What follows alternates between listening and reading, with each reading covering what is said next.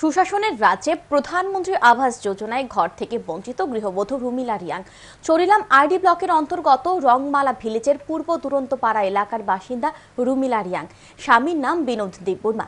পরিবারটি নুন আনতে পান্তা ফোড়ে। বিনোদ দেববর্মা অন্যের রাবার বাগানে টেপারির কাজ করে স্ত্রী এবং এক সন্তানকে নিয়ে ভগ্ন দশায় একটি মাটির ঘরে কোনো ক্রমে দিন যাপন করছে। কিছুদিন পূর্বে ঝড় বৃষ্টির ফলে মাটির ঘরটির একাংশ ভেঙে গেছে। এই অর্ধভগ্ন ঘরটিতে বর্তমানে দিন যাপন করছে পরিবারটি। এই হতদরিদ্র পরিবারটি একটি সরকারি ঘরের জন্য বহুবার রংমালা ভিলেজ সহ স্থানীয় শাসক দলীয় নেতাদের দ্বারস্থ হয়েছেন, কিন্তু কাজের কাজ কিছুই হয়নি। হতদরিদ্র বিনোদ দেববর্মার কপালে জুটেনি সরকারি ঘর। গৃহবধূ রুমিলা রিয়াং সংবাদ মাধ্যমের মুখোমুখি হয়ে জানায়, তাদের কপালে জুটেনি একটি সরকারি ঘর। সে একটি সরকারি ঘরের দাবি জানায়।